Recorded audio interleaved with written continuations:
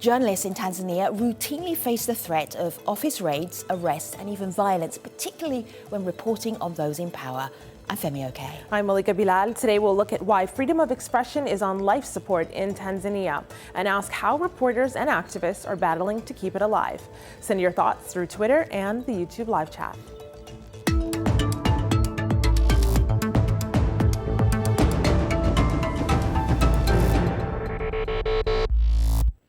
Since becoming Tanzania's president in late 2015, John Magufuli has earned the nickname the bulldozer. While supporters say his government has moved swiftly against corruption and high spending, critics say he has also ploughed through constitutional rights on freedom of expression. Journalists must observe several recently passed laws, and there are swift penalties on those who don't fall in line. In one of the most recent cases, authorities suspended the Citizen newspaper from publishing material for 7 days, saying it had deliberately published false information on the value of the Tanzanian shilling. Other newspapers and radio stations have been suspended for even longer periods, accused of sedition and undermining national security. The restrictions have been noticed across the wider region. 2 weeks ago, the East African Court of Justice ruled that one particular media law breaches the Treaty of the East African Community, of which Tanzania is a member. The government says it's open to reviewing that law, but as the government faces widespread criticism, is it possible for journalists in Tanzania to report freely? For more, we have Mutoki Mumo, the sub-Saharan African representative at the Committee to Protect Journalists. She joins us from Nairobi, Kenya. Maria Surungi Sahai is director of Change Tanzania, a social media movement. She is in Dar es Salaam. And from the Tanzanian town of Moshi, we have Ikandi Clement Kwayu. She is a development researcher and political scientist. Hello, everybody. It's good to see you. So we have an issue here when we're talking about freedom of press and journalism, and that is, will journalists feel comfortable about coming onto the show? Let me share with you one example of what we've been dealing with in the last few days. I would have loved to be interviewed, as you've suggested, but this is not practically possible now, owing to job issues and underlying press freedom circumstances in the country at the moment. Let me just translate that. We've had a number of people, Malika, who have been just too scared to come on the stream to talk about this. Right, and we actually heard from someone who's not a journalist but has been looking at this issue for a while now, who talks about why that might be. She gives us a tiny little history lesson here, and she explains in a video comment. Her name is Anna Henga. She's the executive director at the Legal and Human Rights Center, on the fact that this has been a long time coming. Have a listen. Started way back in 2015.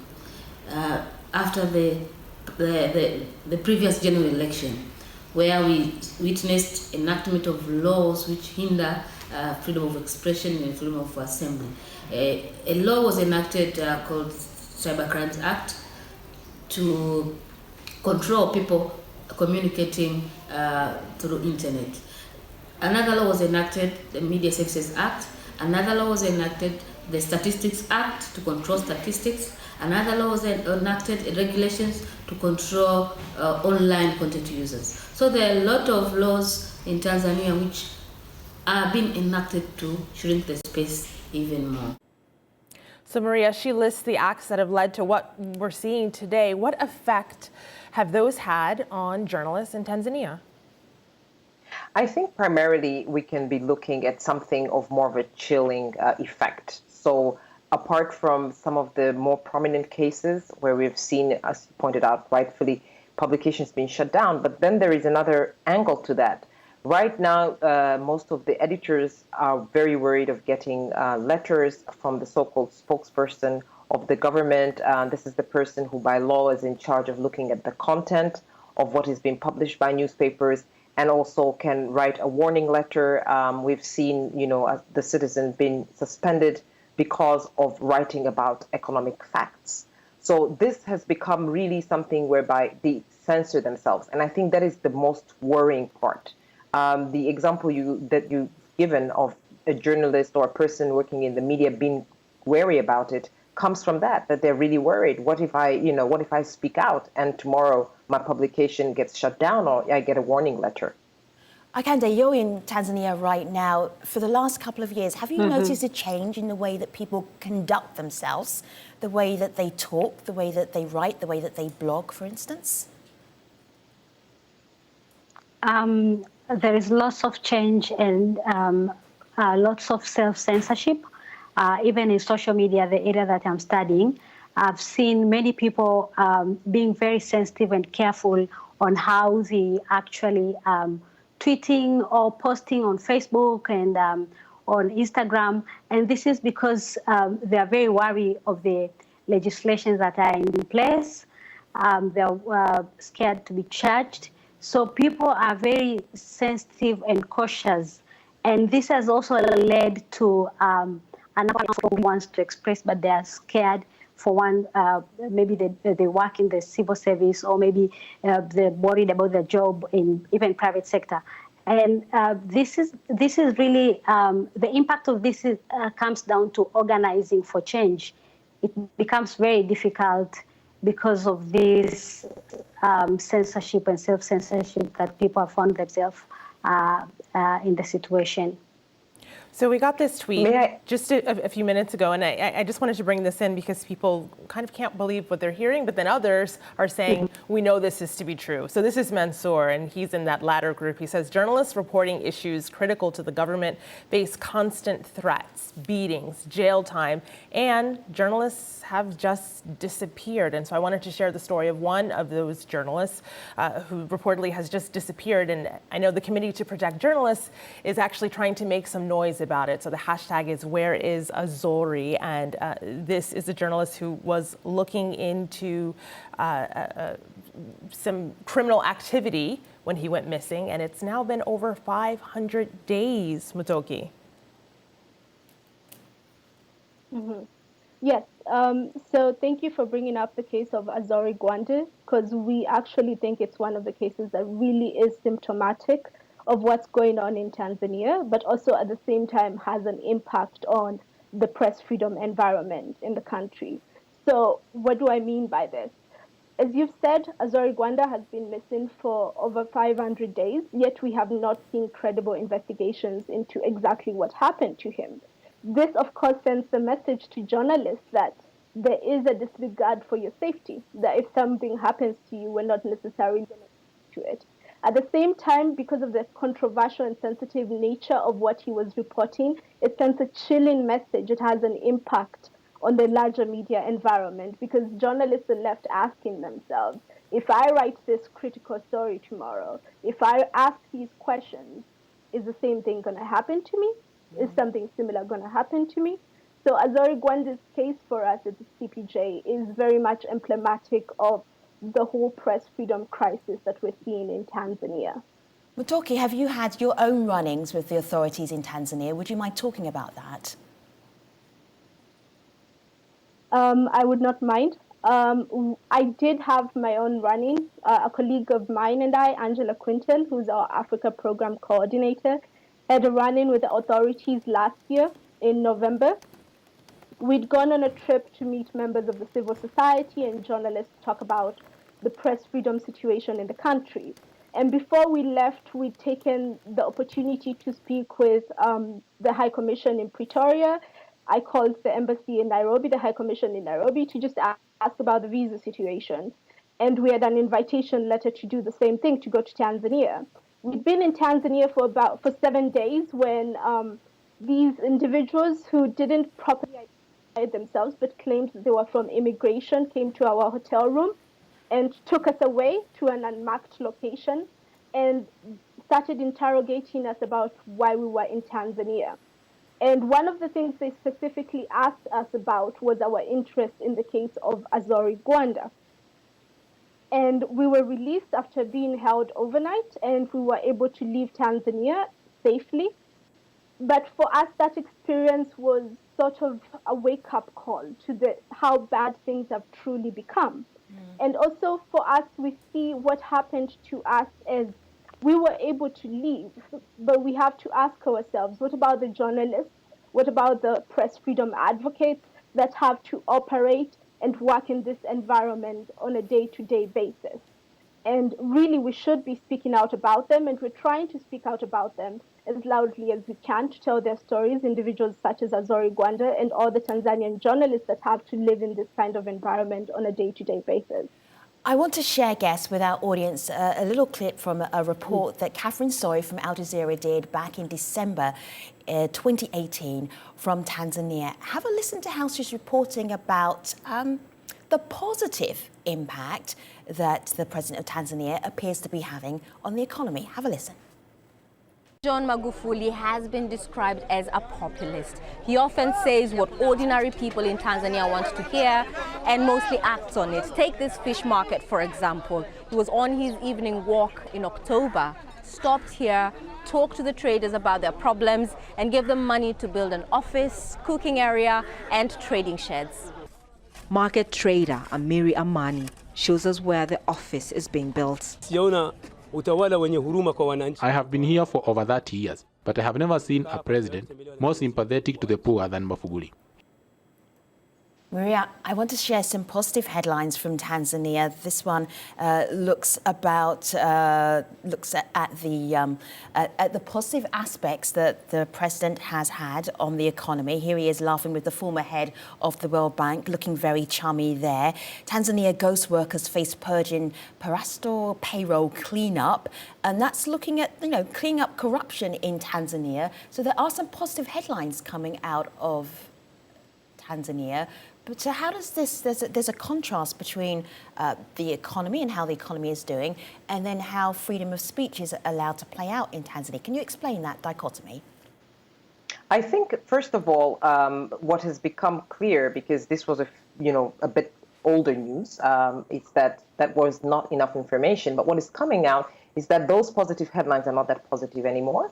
So one of the things that we've been engaged recently has been standing with the Controller and Auditor General of the government, who has been giving out since last year about misappropriated and missing funds from the government.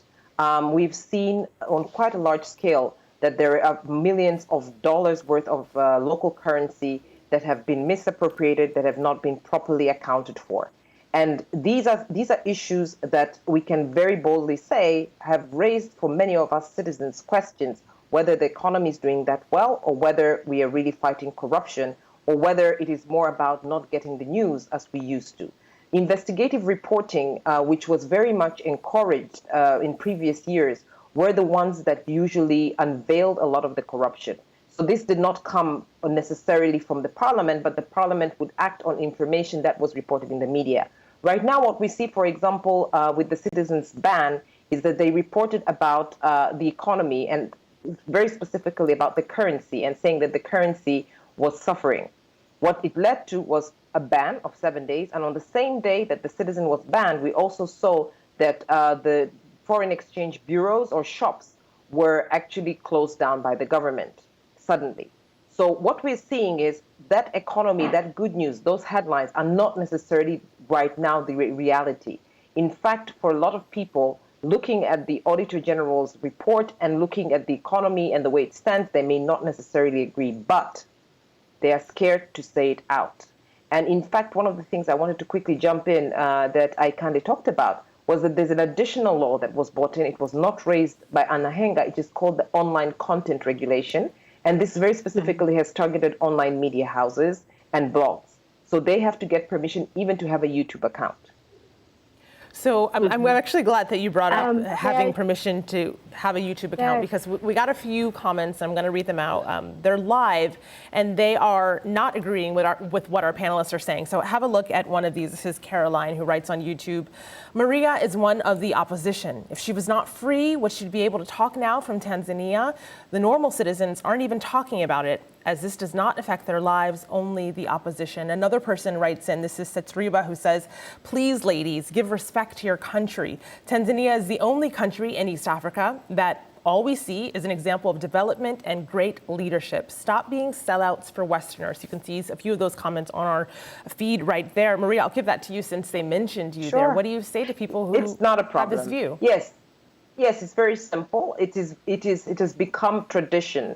And by the way, it didn't start today, to say that anybody who's criticizing the government is opposition. In fact, I think that if we would be all so free, you would see a lot more, even from within the ruling party, CCM, openly criticize the government. But then there is a lot of fear. The second thing is the fact that I speak out doesn't mean that a lot of other people are feeling just as free. As I talked about, there's the chilling effect.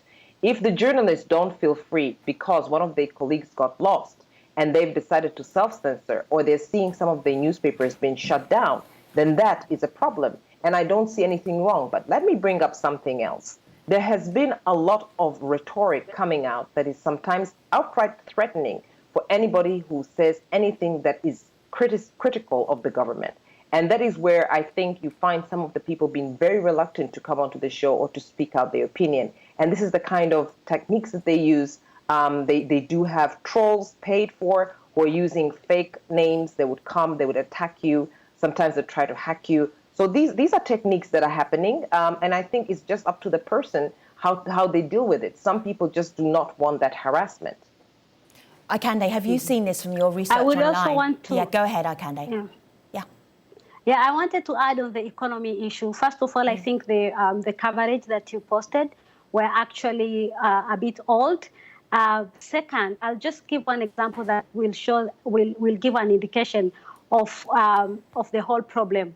For example, recently, IMF, which is a very credible international economic institution, forecasted that our economy will grow at 4%. Is actually growing at 4%. But the official rhetoric and the official statement is that the economy is growing at between the range of 6 point something to 7. But can you imagine? There's not any newspaper that has actually reported or analyzed or actually said anything about the IMF report. We actually got to know it through social media. I think it was Zito Kabwe, who is an opposition member of parliament, who posted the report, and people started talking about it online, only on Twitter. But there's no any newspaper that has covered, and this is from a very credible institution. It just speaks a lot about how media is very scared to actually report anything about the situation, the real situation of the economy.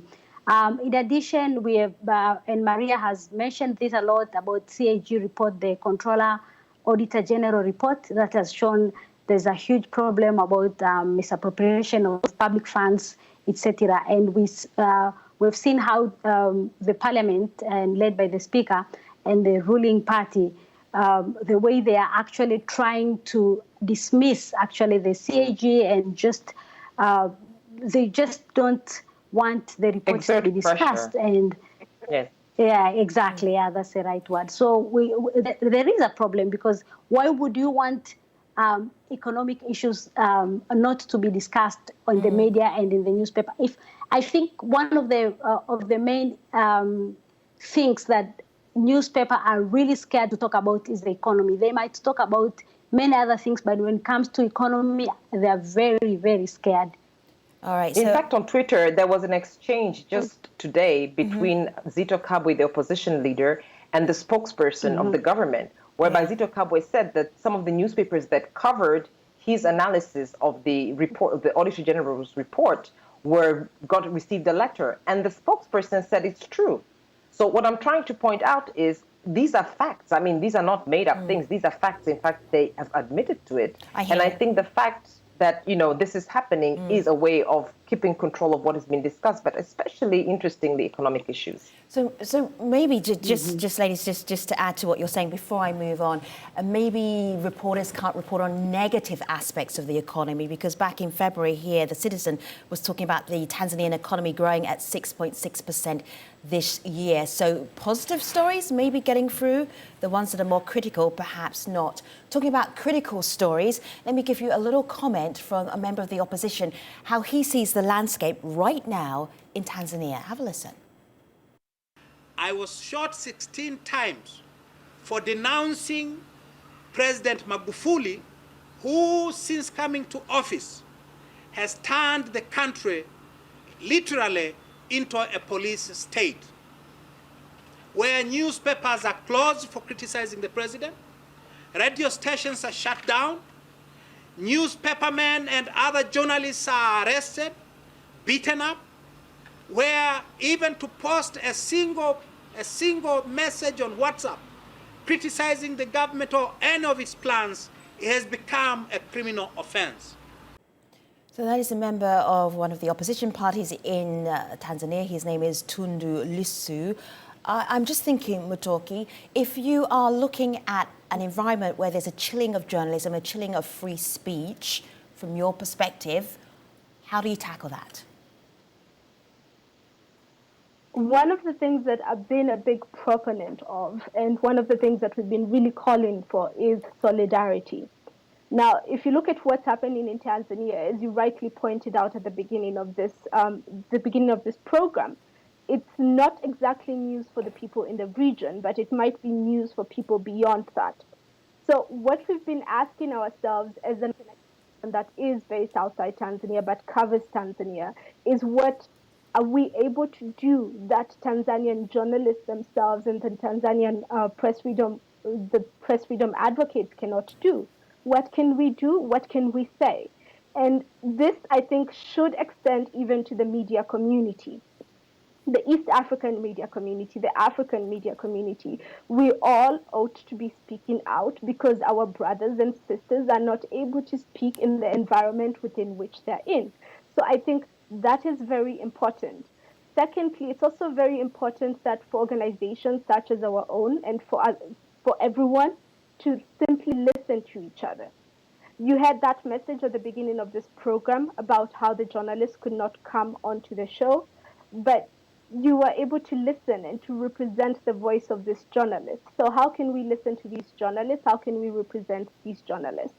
And even as private citizens, there are very many ways in which we can interact with the Tanzanian media and with the Tanzanian government to push for press freedom.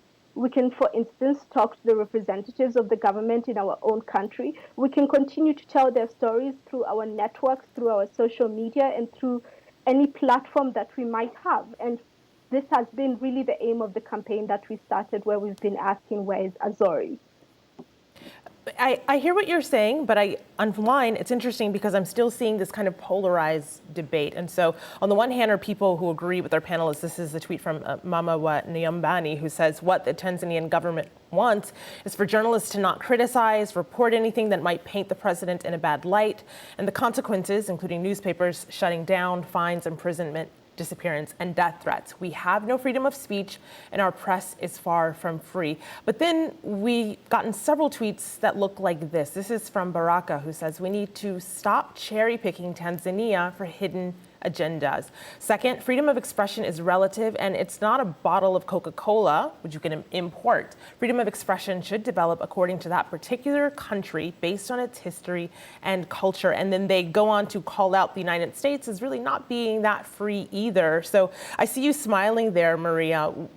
How do you move this forward when the debate is that polarized among people who say it's not that bad?